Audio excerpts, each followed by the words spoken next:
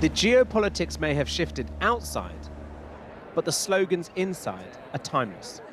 CPAC, the major conservative conference this year being held in Orlando, Florida, was once the birthplace of Ronald Reagan's hawkish stance on Russia. But the guerrilla war Donald Trump waged this past decade inside the Republican Party completely upended US foreign policy.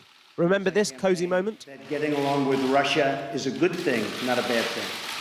And I'm proud to be an American. And so when Trump walked out to deliver the keynote address, it was against a backdrop of him being a proud defender of Russia and its leader.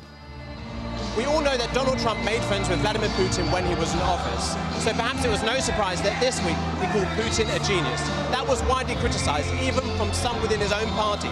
So all eyes are now on this speech to see whether he clarifies those comments, whether he doubles down, or whether he just blames Joe Biden.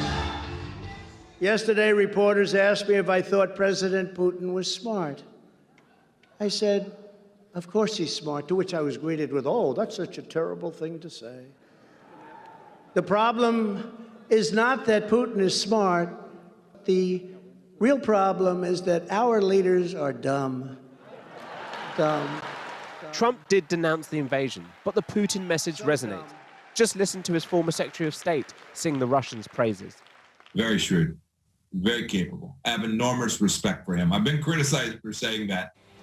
As well as the biggest Trump mouthpiece on conservative channel Fox News. Since the day that Donald Trump became president, Democrats in Washington have told you have a patriotic duty to hate Vladimir Putin. Among attendees here, the rank-and-file merchandise lovers, Ukraine comes down to this: Putin is smart and Biden is weak. What do you make of Vladimir Putin?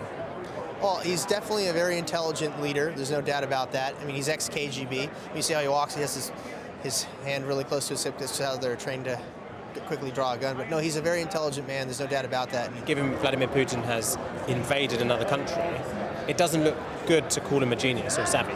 If we try to be diplomatic and politically correct and not acknowledge the strengths and weaknesses of, in this case, other world leaders, we're not doing a service to the root cause of the problem. And the truth of the matter is, if we had paid attention and we had the right leadership in place doing the right thing, this would not have happened. Our secret sauce here, it's these young white men.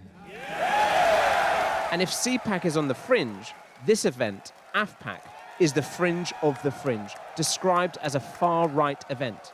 This gathering took place this very same weekend also in Orlando. And just listen to their reaction to Vladimir Putin. Can we give a round of applause for Russia? Yes.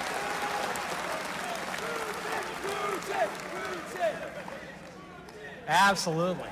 And it was even attended by a sitting member of Congress, Marjorie Taylor Greene. Congresswoman, why did you speak at a white nationalist rally? How do you feel about people chanting Putin? They were chanting Putin.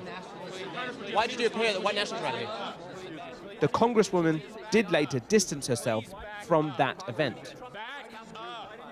Conservatives are stuck in a foreign policy counterfactual. They can't say what Donald Trump would be doing now. If President Trump was still president now and the invasion did happen, what do you think he would do, which would be different to Joe Biden? Well, I don't believe it happened. I don't believe it happened because I think Putin would have been worried about what America would do. I mean, wouldn't he have also felt that NATO was weakened and that would have emboldened him just as much? Well, if you look at what happened the 4 years with Trump, NATO got way stronger. But Joe Biden has brought NATO together. He's brought the EU together. He's brought the West together, has he not? They've come as one voice. No.